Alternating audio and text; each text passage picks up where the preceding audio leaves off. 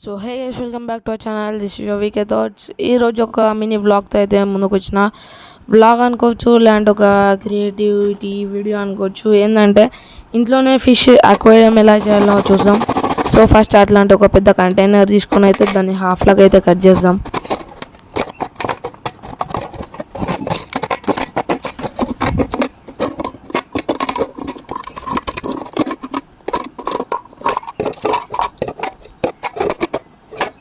So అలా హాఫ్లో cut చేసినాక దాని మీద ఉన్న స్టిక్కర్ అయితే తీసేయండి. నాకైతే అది వస్తలేదు, స్టిక్కర్ గట్టిగా ఉంది. స్టిక్కర్ వస్తలే, ఒకవేళ మీకు వస్తే మాత్రం తీసేయండి. అండ్ ఇది వచ్చేసి మన ఫ్లోర్ క్లీనర్ది కాబట్టి లోపల అంతా కెమికల్స్ ఉంటాయి కదా. సో 1-2 సార్లు క్లీన్గా అయితే కడుక్కోండి.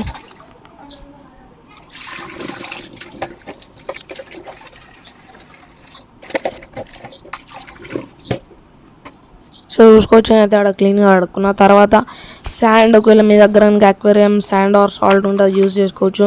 నా దగ్గర లేడా శాండ్ లేదు, అందువల్ల నేను వచ్చేసి మా గార్డెన్లో ఉన్న రాక్ సాయిల్ ఉంది, రాక్ సాయిల్ని అయితే యూజ్ చేస్తున్నా.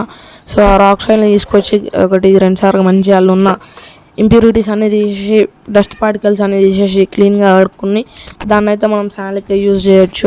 చూడవచ్చు, అది క్లీన్గా అయిపోయినాయి. క్లీన్ చేసినాక సో ఈ కంటైనర్లో మనం ఎల్లనైతే ఫిష్ పెడుతున్నామో అందులో అక్వేరియం వాటర్ అన్న యూజ్ చేయొచ్చు, లేకపోతే బోర్ వాటర్ అన్న యూజ్ చేయొచ్చు. నేను వచ్చేసి టెంపరీగా యూజ్ చేస్తున్నా కాబట్టి ట్యాప్ వాటర్ అయితే తీసుకున్నా. ఒకవేళ మీరు కనుక పర్మనెంట్గా యూజ్ చేసుకోవాలంటే bore water or aquarium water. So దాని తర్వాత అలా వాటర్ తీసుకొని ఇంచే మనం కడిగి పెట్టుకున్న శాండ్ అయితే రాక్స్ ఏదో ఒకటి మీరు ఏది తీసుకుంటే అది అందులో వేసేసుకోవాలి.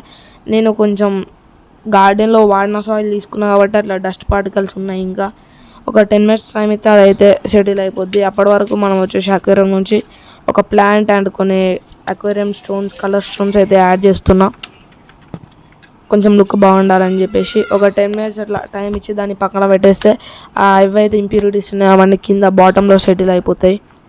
సో చూడొచ్చు, ఆఫ్టర్ 10 minutes ఎట్లయినా సెటిల్ అయిపోయింది, క్లిస్టర్ క్లియర్ అయినాయి కదా వాటర్. సో ఇప్పుడు వచ్చేసి మనమైతే ఫిష్ చేద్దాం. ఈ అక్వేరియం వచ్చేసి ఏ టైప్ ఆఫ్ ఫిషెస్కి సూట్ అవుతుంది అంటే లైక్ బేటా ఫిష్, మాలీ ఫిష్, గప్పీ ఫిష్ ఇలాంటి స్మాల్ బ్రీడ్స్కి అయితే సెట్ అవుతుంది. సో ఇట్లాంటి గోల్డ్ ఫిషెస్ ఇవైతే పెంచొద్దు. నా దగ్గర ఏం ఫిషెస్ ఇప్పుడు మీకు స్క్రీన్లో చూపెట్టడానికి ఏం ఫిషెస్ లేవు కాబట్టి నేనైతే గోల్డ్ ఫిష్ని యూజ్ చేసిన. ఒకవేళ మీరు కనుక నచ్చి చేసుకోవాలనుకుంటే మాత్రం మాలీ ఫిష్, గప్పీ ఫిష్ ఆర్ బేటా ఫిషెస్కి అయితే ఇవి యూజ్ అవుతాయి. సో మన వీడియో అయిపోయినాక వాటికైతే ఏ హామ్ కలిగించకుండా నేనైతే మళ్ళీ తిరిగి వాటిని అక్వేరియంలోనైతే వేసేసిన. సో ఇది గైస్ ఈరోజు వీడియో నచ్చినైతే పక్కా లైక్ చేయండి, షేర్ చేయండి, సబ్స్క్రైబ్ చేసుకోండి. ట్రై చేసి రిజల్ట్స్ అయితే వచ్చిందో కామెంట్ చేయడం మాత్రం మర్చిపోవద్దు.